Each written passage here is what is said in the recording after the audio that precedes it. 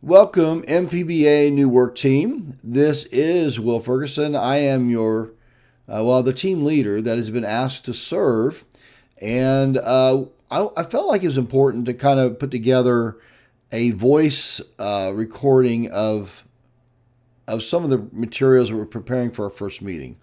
There's a lot of stuff here, and I think I can save some time, and by giving you this to help you in your thinking as we move into our first meeting. And so that's what this is about. And I have the wherewithal. I can do this. This isn't that hard. It's actually pretty easy to do. And I want to thank you though for being part of the team. We will be on quite a journey together. I'm going to tell you something. I'm in this. I'm excited.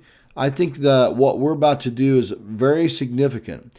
And if I have anything to say about it, and I do, I'm going to make the time and effort and energies that you put into this worthwhile. And I want to make sure that it's not a waste of time for you. Now, it will take a little bit of effort and energy. And I do not want to overwhelm you. I understand you have a lot of other things to do. But I want you to know that what we're doing on this team, as we serve together, we are doing something that's very significant. It will change an area. It will change our association. It will change churches. It will change things. It will make a significant difference, I think, for the better. And I think you will be blessed for it. Now, it will take some work, but also it will take some spiritual stamina to move through this. Because anyway, but I do thank you for being a part of this as we move forward in this journey. My first objective is to get us all on the same page as a team. So in this first meeting, that's really going to be the main part of this, getting us on the same page. So we're going to spend some time in our meeting getting acquainted. And I want to hear your story. I want to hear your testimony. I want to know about your spiritual journey, where you are. We will spend some time about that and see what's going on. We also will talk about what our team is about. What are we responsible for? We'll talk about our individual member responsibilities. And then we'll talk about the best way that we can communicate to each other, whether it be through text, Facebook, email, or whatever. And then at the end of the meeting, I do have some tasks that we will be able to assign each member. So we'll have a few things we can do. All right? So to help us to get on the same page, excuse me, there are 5 things that every organization must know. There's purpose, vision, who, current reality, and vision path. Those 5 things are crucial. And we need to answer those questions. We need to know what the answer is so that we can know what we're to be doing, where we're going, where we're now, how do we get to where we need to be going. And that's going to be some of what we're going to be identifying as a team. Most of our time is going to be spent there in current reality. I mean, some right off the bat, current reality and on vision path, but right away, we're going to be talking about vision and purpose. Okay. Now, I've seen you some scriptures, and I want to highlight just a couple here. First one is John 15:5. I want you to know that I believe that Jesus is the most important piece of this whole thing. Jesus said, "I'm the vine, you're the branches. The one who remains in me and I in him produces much fruit, because you can do nothing without me." So we're going to be working in such a way to try to keep Christ in our focus as we move forward in this. Church planting is probably one of the greatest ways of experiencing Christ and His power. And it's pretty incredible. And the second verse that I want to highlight of all these verses is Matthew 7:7-8. Why should I expect that we would be able to plant churches and replant churches and all that? Simply because Matthew 7:7-8 says, those who ask, the ones who ask, they are the ones that have answers. Those who seek, they're going to find. The one who has the doors knocked. We're going to be asked, seeking, and knocking. We're going to be doing these things. And we're going to be looking, and we're going to be trusting God, and we're going to be watching for where He's going to provide. And I believe Jesus is telling us and giving us that prayer, giving us that to challenge us to take initiative. Okay? Because there are a lot of people, nothing happens because you don't pray for anything. They don't seek anything. They don't knock. But we as a team, we're going to be praying for things, and we're going to be seeking things. We're going to be knocking. Okay? And then there's another one on the next sheet. It's a total of 8 verses I would like for us to look at and pray through. But Philippians 1:27, I want to highlight, this is a good one for evaluating our churches, evaluating ourselves. Philippians 1:27 says, just one thing, as citizens of heaven, live your life worthy of the gospel of Christ. Then, whether I come and see you or am absent, I will hear about you, that you are standing firm in one spirit, in one accord, contending together for the faith of the gospel. Now, when we hear about our churches, when we hear about their reputation, what we want to hear that they're on fire for the gospel, they're working together, they're on mission. They're working to plant churches, they're working to replant churches, they're working not only in Metro Peoria, but in Illinois, throughout the uttermost parts of the earth, okay? We do not want to hear about them church split. We don't want to hear them fighting and all of that kind of thing because it's some stupid thing that doesn't amount to anything. We want to hear those reputations. So when we plant churches and we replant churches, this is kind of what we want to hear as we do that. All right. There's some other scriptures that are there that we will definitely look to, and the reason I give you all these scriptures, these are the scriptures that are informing me of how I'm thinking about things. And you may have other scriptures you want to share. By all means, share those, okay? When we get to looking at these, but I want to use these. I want them to inform us. I want us to have the conviction that what we're doing is what God wants us to do, and that's really key. Now, our purpose is to make disciples. That's the basic, the bottom line. When you go look at things, Matthew 28, it tells us, Jesus says, make disciples. And we can reword that however we want, but the bottom line is to make disciples. Everything else is a means to that end. We plant churches because planting churches is a means to the end goal of making disciples. Replanting churches is the same thing. So we have to remember that our ultimate goal is to make disciples. And we can plant churches without making disciples. We can replant churches without making disciples. And if we do that, then we've failed. So we have to think about it. We have to ask the question, are we making disciples? As we do these things, how are disciples being encouraged? How are they being made through all of what we're doing? So we got to remember what our purpose is. Why are we doing this? Why are we here? Well, we're here to make disciples. Now I'll share with you 5 ideas that I have for vision. This is what we'll talk about. We'll pray over these things. You can feel free to disagree with me. I mean, by all means, yes. And we will, but we want to put down some things of a preferred future for our association, where we'd like to see our association go, where we'd like to see new work going. Okay. And I've shared you the five things that are on my heart. Number 1, the first thing is I want to see the entire area. I want us to engage in sharing the gospel in all the areas in Metro Peoria area. I want us to actually have plans of saying, well, we're going to go into such and such a town, and we're going to do some evangelistic work there over a period of time. And we're going to share the gospel there. We're going to try to evangelize that town. And I would like to see us go through all of these areas and have the plan of going through those areas. All 13 counties of the MPBA area of significant evangelistic work by the Metro Peoria Baptist Association churches and our partners. Okay? It's a commitment to evangelism, a commitment to evangelizing. Secondly, I'd like to see us to form 4 new associations of churches over the vast area. Metro Peoria is way huge. It's huge. It's the largest association geographically of all of Illinois, and it's really too big. And we can't make them smaller because we don't have enough churches.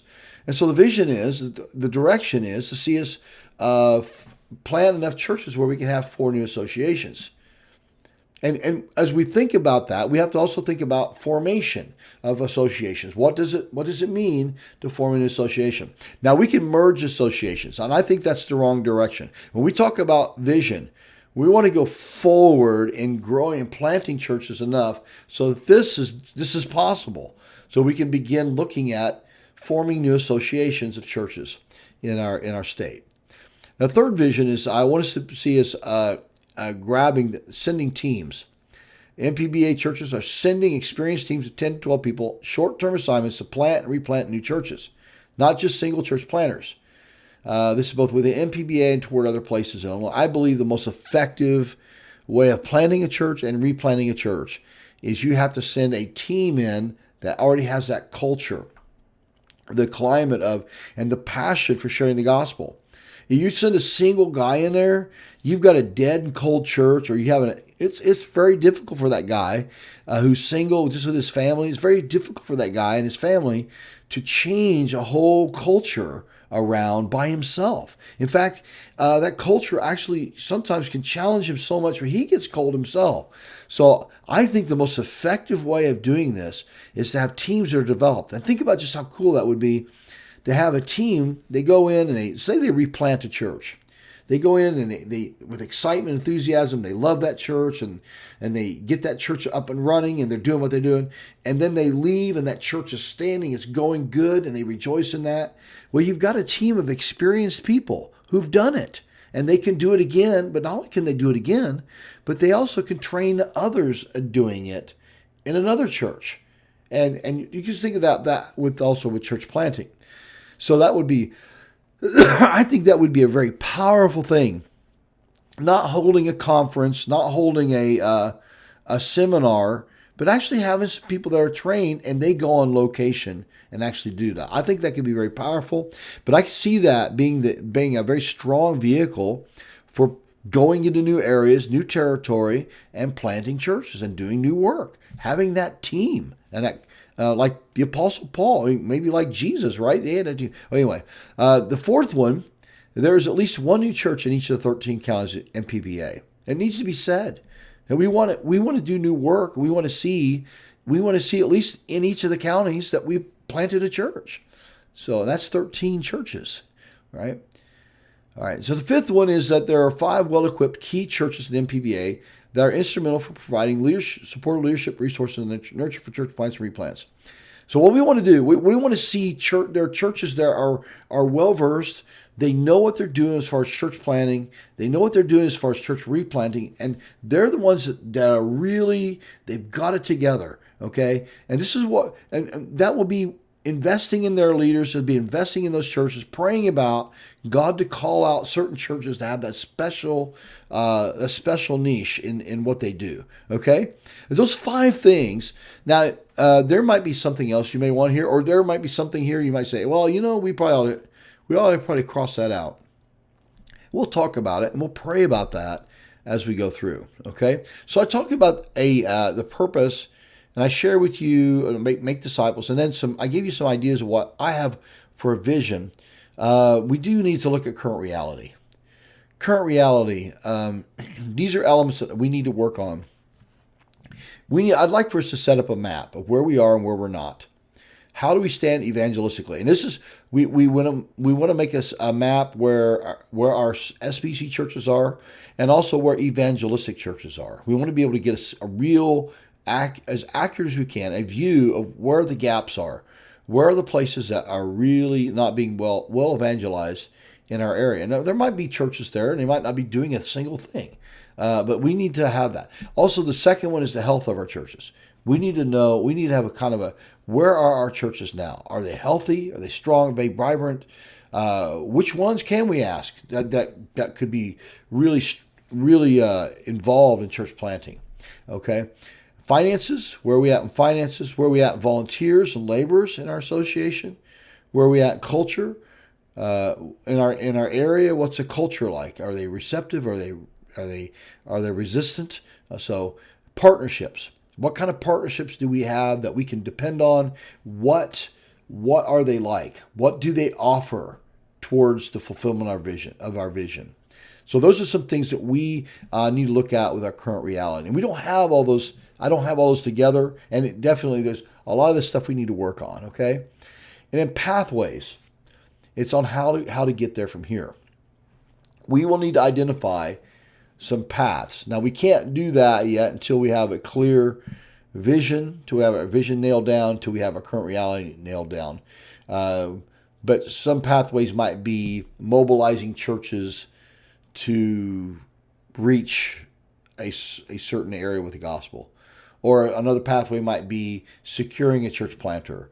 Or another pathway might be developing a mission team, a team.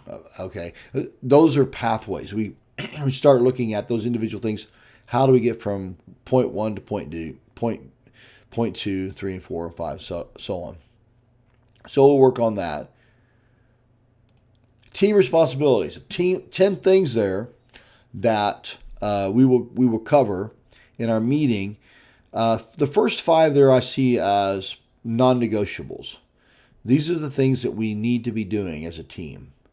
Okay. The next 5, those are, well, we could be doing that, and like for instance, we may be serving as a consulting team to potential replants, but that may not be us. That may be Joe, our DOM. That may be even another church that might be taking that on. So there's there's those things, even oversight or even training, provide training, and that may be the IBSA. So anyway, but I see the first 5 are non-negotiables. But we'll talk about this. We'll talk about all those, and there any others you might see that we need to have on there. Okay. And so last, we look at our tasks. These are some tasks I think we'll be able to come away from a meeting. And the first task we're going to talk about and we're going to assign people to work on is I would like to develop a map, a list of places where new work might be needed. So that's a task I think we get working on right away. And also, as we do that, we want to begin to prioritize 4 to 6 areas to focus on for prayer and preliminary work. We want to set up projects. We want to look at areas we can say, here's a project that we can pray about and we can start working towards. And then we want to start looking through a list of churches to call to determine new work interests. Where are they? Where's our churches that are in association? Where are they on a scale on the journey of helping plant churches? If we were to call, if we had a church we were going to plant, and if we're going to call a church, which are the churches that we would call first? And we may determine that we don't have any churches we could call. I don't know. We don't know what the current reality is yet, but we'll find that out. Another task would be any outreach plans for the short term within the association. I know right now I have some plans for the summer. My church, we're going to be doing, as we do backyard Bible clubs in Canton, we're planning on doing some outreach activities in other towns. And so that would be some plans we can talk about that can be association-wise for some of these towns that we're looking at. And also we want to make a list of other partners for future meetings. I know we're going to be meeting with IBSA, some IBSA staff and people like that. And there's some other people from other associations. And I'll share with you some people, but you may have some others that you might want to have that we can meet together on Zoom and talk and consult with us. Okay. Well, thank you again for your time. This is probably about 20 minutes long. So I'm sorry for this being so long, but I hope it was interesting for you. If there are any questions at all, you can call me at my cell number or text me, and there's my email. You can contact me through that as well. I usually respond to text very well, a lot better than anything else. So if you can text me. I hope to see you guys one of the first 2 weeks of December, either through Zoom or face-to-face. I think either way, I think we could probably have a decent meeting given the information I've given you, and hopefully you can let me know if it's just too much, if it's overwhelming, but we do have those goals that we have for that first meeting, and I hope they'll be able to accomplish those at least. Okay? All right, well, we'll talk to you soon. All right, bye-bye.